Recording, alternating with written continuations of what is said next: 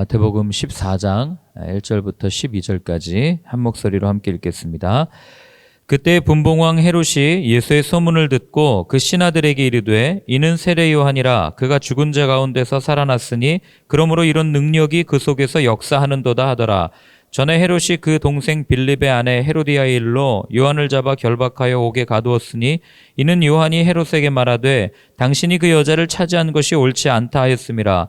헤롯이 요한을 죽이려 하되 무리가 그를 선지자로 여김으로 그들을 두려워하더니 마침 헤롯의 생일이 되어 헤로디아의 딸이 연석 가운데서 춤을 추어 헤롯을 기쁘게 하니 헤롯이 맹세로 그에게 무엇이든지 달라는 대로 주겠다고 약속하거늘 그가 제 어머니의 시킴을 듣고 이르되 세례 요한의 머리를 소반에 얹어 여기서 내게 주소서 하니 왕이 근심하나 자기가 맹세한 것과 그 함께 앉은 사람들 때문에 주라 명하고 그 사람을 보내어 옥에서 요한의 목을 베어 그 머리를 소반에 얹어서 그 소녀에게 주니 그가 자기 어머니에게로 가져가니라.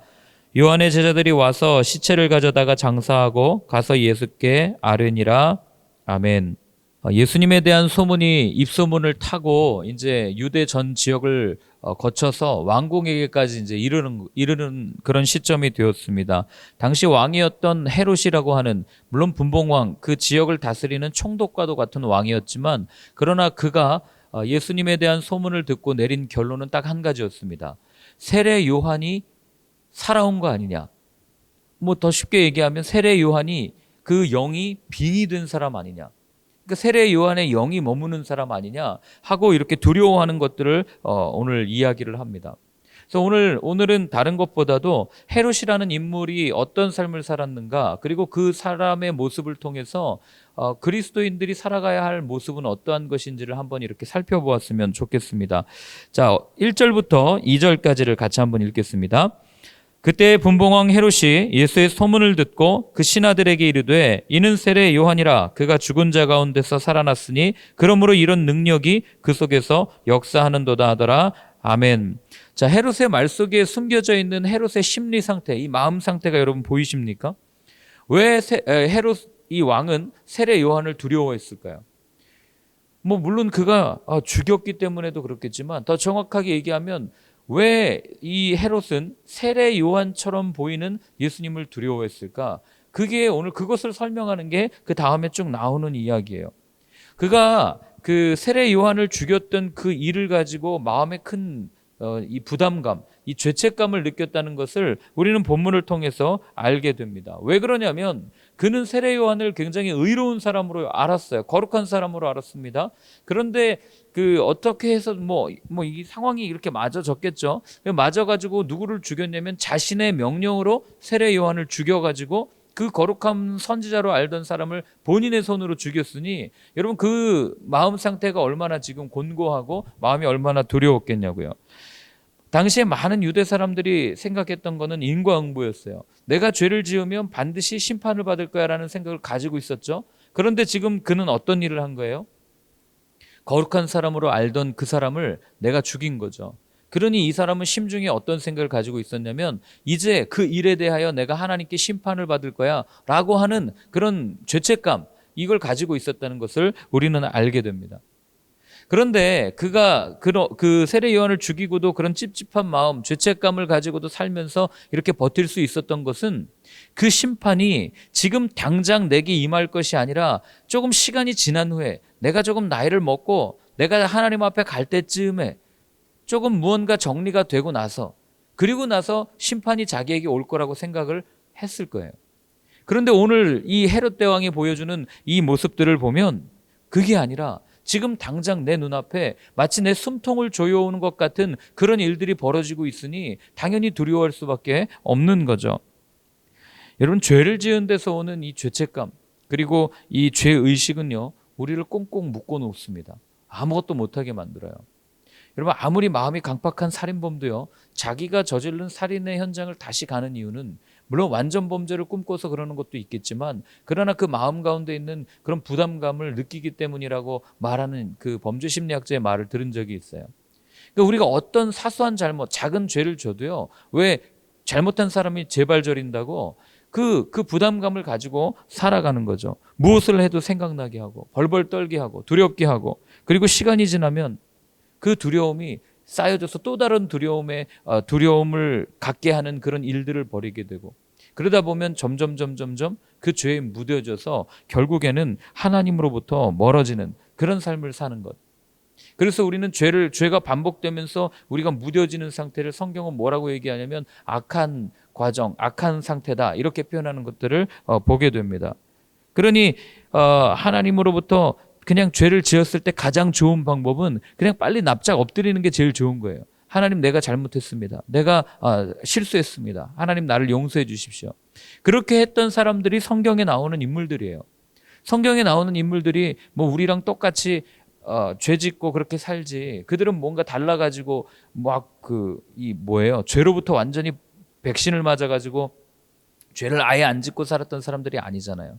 더군다나 다윗 보세요. 하나님을 따른다고 기름 부음을 받았음에도 불구하고 죄를 지어가지고 그 나단 선지자가 왔을 때 죄를 딱 고백하니까 어떻게 합니까? 바로 납작 엎드리잖아요. 그리고 또 예수님을 만났던 예수님의 제자들은 어떻습니까? 두 인물, 우리 죄 얘기할 때마다 늘 나오는 인물 두 사람 있잖아요. 가룟 유다가 있고 베드로가 있지 않습니까? 둘 차이는 뭐예요? 똑같이 죄를 저질렀어요. 똑같이 예수님 배신했습니다. 예수님 등에 칼 꽂은 거죠. 그런데 한 사람은 납작 엎드렸고 한 사람은 엎드리지 않고 그 마음을 간직하고 죄책감에 눌려서 결국 안 좋은 그런 모습을 보이는 것들을 보게 되지 않습니까? 그렇기 때문에 여러분, 우리가 혹시 예수님을 믿으면 그리스도인은 거룩해, 그러니까 나는 죄에서 멀어진 사람이야 라고 생각하고만 살지 말고, 늘 우리는 죄에 넘어질 수밖에 없지 않습니까? 그때마다 그냥 빨리 무릎 꿇는 게 제일 좋아요. 나는 왜 또 이렇게 죄를 졌나? 왜 하나님은 나를 죄를 지을 수밖에 없는 환경에 나를 노출시키셨나? 이런 생각 해봐야 별로 의미가 없다는 거예요, 하나님 앞에서는. 그러니 내가 무언가 하나님께 정말 큰 죄를 저질렀을 때는 여러분, 베드로처럼 그냥 대성통곡하는 게 가장 좋은, 가장 빠른 치료법이라는 것을 꼭 기억하셨으면 좋겠습니다. 자, 그리고 나서 헤롯이 말해주는 게 뭐냐면, 우리가 헤롯이 어떤 인물인지를 이 말을 통해서 알 수 있는데, 이 헤롯이라는 사람은 부활을 오해했던 사람이에요. 아니, 부활을 몰랐던 사람이에요. 자, 왜 그러냐면 당시 유대인들도 죽으면 부활한다는 것을 알고 있었어요. 물론 사두개파 사람들은 믿지 않았죠. 자신들이 가지고 있는 게 너무 소중해서 부활을 인정해버리면 이 종교성이 인정이 안 되는 거예요. 아니, 부활할 건데 뭘 그렇게 많이 가지고 계십니까? 부활할 건데 뭘 그렇게 많이 챙기십니까? 라는 말을 듣기 싫으니까 이 사람들은 그냥 교리적으로 부활을 인정해버리지 않은 거예요. 부활 없다, 이렇게 얘기한 거죠. 그럼 너무 따르지 마라, 이 이단이다, 이렇게 얘기했던 사람들이 당시 사두개파 사람들이었어요.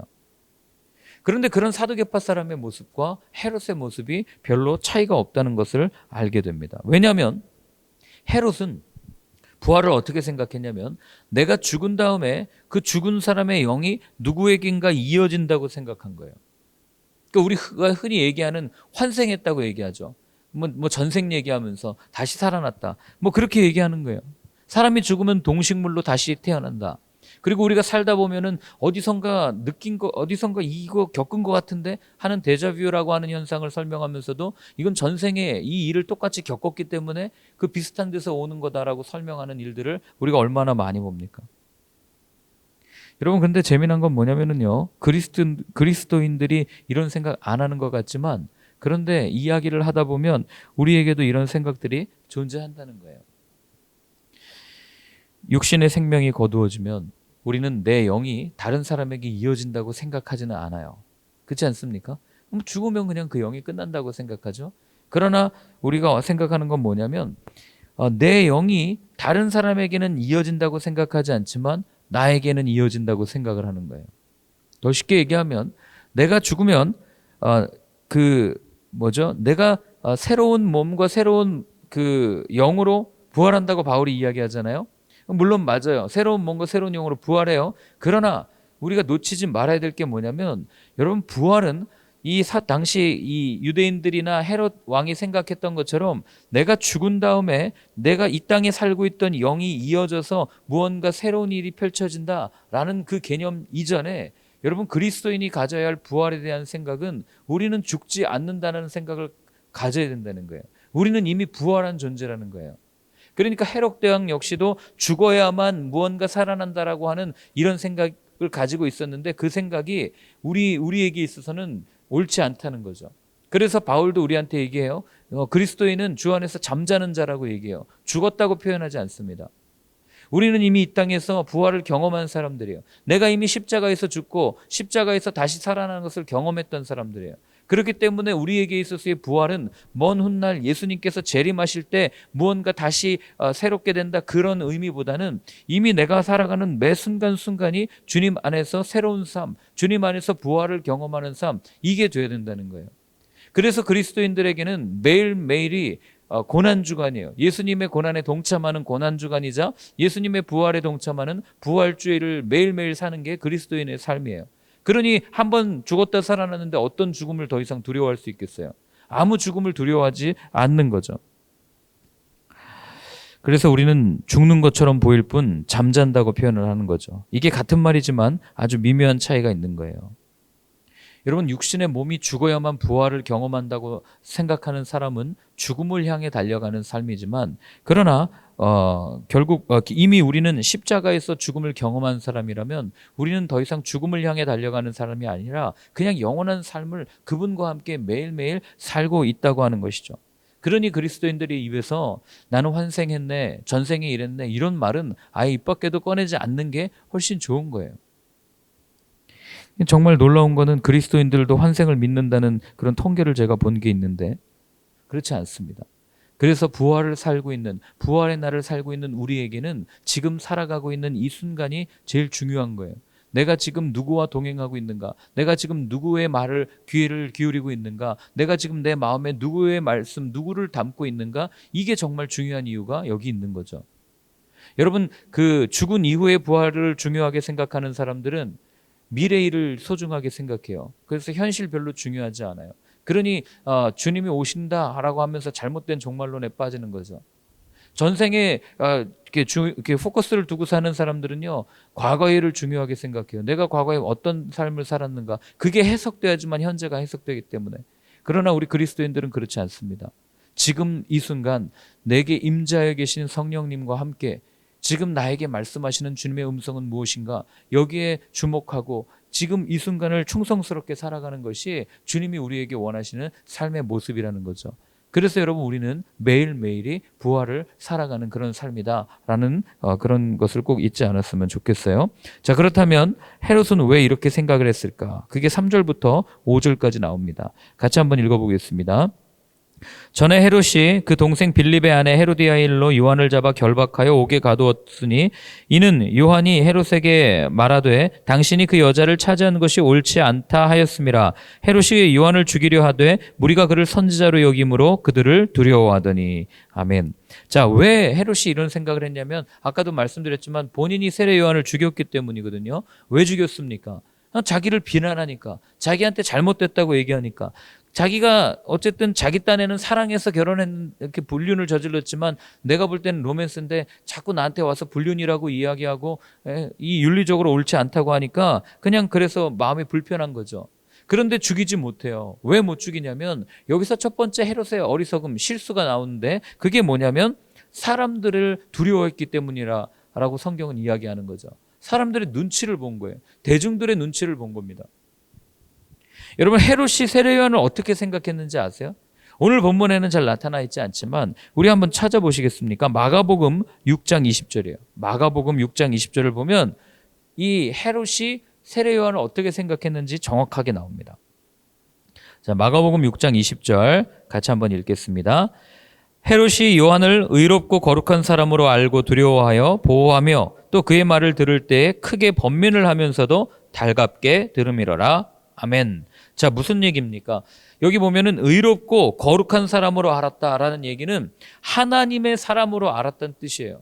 그래서 그는 세례 요한을 두려워했습니다. 그리고 그를 보호했어요. 한편으로는 마음에도 찔림이 있지만 그러나 그 말을 듣는 것을 좋게 여겼습니다. 마치 이 모습은 어쩌면 하나님의 말씀을 대하는 오늘날 우리의 태도인지도 모르겠어요. 하나님의 말씀을 들을 때마다 찔림이 있어요. 근데 그 찔림을 들으면서도 두렵습니다. 불편해요. 그러나 그 가운데 생명이 있음을 알기 때문에 기뻐하는 거죠. 말씀을 듣는 것을. 번민하면서도 기뻐하는 거예요. 그런데 우리 가운데 이 헤롯 왕과 같은 모습이 나타나는 게 뭐냐면, 헤롯 왕이 만약에 세례 요한을 거룩한 사람으로 알았으면, 하나님의 사람으로 알았으면 그의 말을 들었어야 돼요. 그를 두려워했다면, 그가 뭐라고 얘기하는지, 그리고 그의 말을 듣는 것을 기뻐했다면, 아, 내가 잘못했구나 라는 것을 깨닫고 바꿨어야 돼요. 그런데 그는 자신을 향한 심판의 메시지를 듣고도, 자신을 향한 하나님의 음성을 듣고도 그냥 듣는 것에서 만족할 뿐 전혀 변화되거나 회개하지 않는 그런 삶을 살았다는 거죠. 권력의 정점에 있는 게 왕인데, 머릿속으로는 천하를 그려도 군주다운 왕은 극히 소수에 불과하고, 다수는 우리가 흔히 생각하는 정치왕이에요. 이 말은 무슨 얘기냐면, 왕으로 있으면서도 수많은 사람들의 눈치를 봐야 된다는 것을 표현한 거죠. 저울질하면서 내가 여기에 붙어야 되나, 이 사람들의 말을 들어줘야 되나. 얼마나 불쌍해요. 자유함이 없이 언제 쫓겨날지 모르는 그런 두려움 가운데 갇혀 사는 삶. 그게 오늘 본문의 헤롯 왕이에요. 그러니 눈치를 보면서 이쪽 눈치도 보고 이쪽 눈치도 보고, 아, 이 사람들의 말을 들으면 죽여야 될 것 같은데 죽이지도 못하고, 이 사람을 또 보면 그렇게 내가 어쩔 수 없는 그런 일들을 지금 헤롯이 옴짝달싹하지 못하고 하게 되는 거죠. 여기서 알 수 있는 두 번째 헤롯 왕의 실수는, 그는 두려워하는 대상을 잘못 잡은 거예요. 그는 세례 요한을 두려워했죠. 그리고 더 나아가서 자기를 자기를 뒤집어 엎을 수 있는 이 쿠데타를 일으킬 수 있는 이 군중들, 대중들을 두려워한 겁니다. 그러나 그가 놓치고 있었던 것은, 이 둘보다도 그 둘을 통해서 표현되고 있는 하나님의 마음, 하나님을 두려워할 수 있었어야 돼요. 더 나아가서 하나님은 세례 요한을 통해서 직접적으로 나와가지고 하나님의 메시지를 전했음에도 불구하고 그는 하나님을 두려워한 것이 아니라 사람을 두려워했다는 거죠. 그러니까 이걸 다른 말로 표현하면, 내 마음에 누구를 인식하고 누구를 의지하고 사는가의 문제가 여기서 드러나는 겁니다. 늘 고민하고 늘 생각하는 것에 눈치를 보게 되어 있거든요. 그러니까 헤롯은 사람들의 눈치, 그리고 또 세례 요한의 눈치, 자기가 늘 두려워하는 이 정권이 뒤집힐까 하는 그 두려움에 갇혀서 살았던 인물이라는 것을 알게 되는 거죠. 여러분, 맞아요. 내가 늘 생각하고 고민하는 것이 내 삶을 이끌어갑니다. 그리고 우리는 그것을 다른 말로 표현하면 우상이라고 표현할 수 있어요. 여러분, 진짜 우상은요, 눈에 보이지 않습니다. 우리는 자꾸 우상하면 눈에 보이는 무언가를 추구한다고 생각하지만, 진짜 우상은 눈에 보이지 않아요. 이스라엘 백성들이 오늘날에도 그토록 다윗을 추모하며 기다리는 이유가 뭔지 아세요? 메시아를 기다린다? 맞죠. 물론 말로는 메시아를 기다리는 거예요. 그러나 더 정확하게 얘기하면 자신들의 소원을 이루어줄 강력한 지도자를 그리고 있는 거예요. 자기들의 욕망, 자기들의 번영, 하나님 나라가 온 세상에 이룰 거라고 하는 그런 어떤 정치적 야망, 이런 걸 이루어줄 메시아, 그 사람을 지금까지도 기다리고 있는 거죠. 그러니 그들이 바라는 건 하나님 메시아가 아니라 자신들의 안에 있는 탐욕 덩어리를 기다리고 있는 거예요. 자신들의 안에 있는 우상을 기다리고 있는 겁니다. 이미 이루어졌는데 그건 보지도 못하고. 그렇기 때문에 여러분, 우리가 스스로에게 매일매일 물어야 될 것은, 내 안에 헤롯과 같은 모습은 없는지를 늘 살펴야 되는 거예요. 하나님의 말씀은요, 여러분, 우리 가운데 수시로 외쳐집니다. 수시로 들려져요. 우리가 통독할 때마다 들려지고요, 또 함께 예배 드릴 때마다, 또 내가 성경을 펼 때마다 하나님은 우리에게 말씀하세요. 그런데 그 말씀을 우리가 그냥 듣고 내 마음에 채찍질이겠거니 하고 전혀 회개하지 않고 변화되지 않는 삶을 산다면, 우리는 어쩌면 헤롯 대왕과 똑같은, 그냥 그 말씀을 듣고 즐기는 그런 사람이 될지도 모르겠어요. 그리고 그렇게 말씀을 듣고 즐긴다는 얘기는, 이 마음의 주인이 하나님이 아니라 나인 거예요. 내가 주인이니까 내가 알아서 가려서 듣고, 이건 들을 말이야, 이건 듣지 않을 말이야, 이건 조금 불편한데 하면서 가려 듣는. 그러나 하나님이 주인이시라면, 여러분, 하나님이 주인이시라면 하나님께서 들려주신 그 말을 우리가 어떻게 가릴 수 있겠어요? 어떻게 가감할 수 있겠습니까?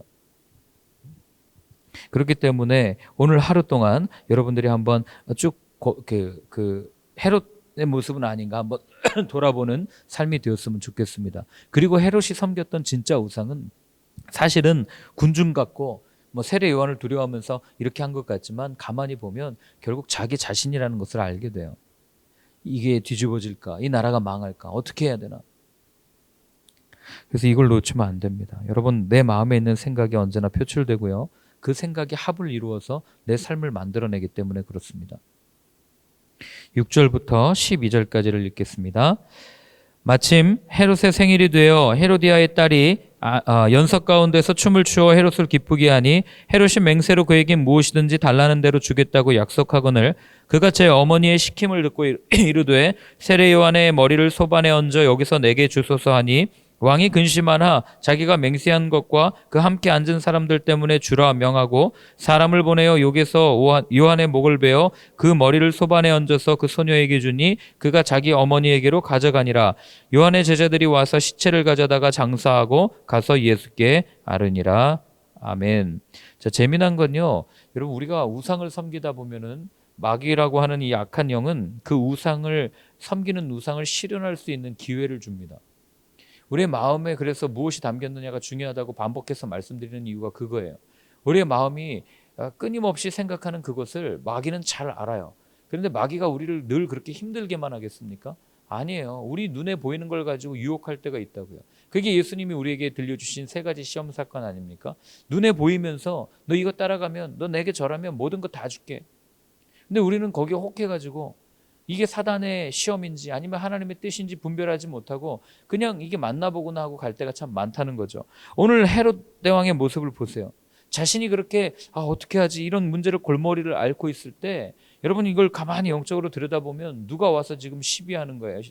그 마음을 부채질하는 겁니까? 사단이 와서 부채질하는 거예요. 누굴 통해서요? 헤로디아를 통해서.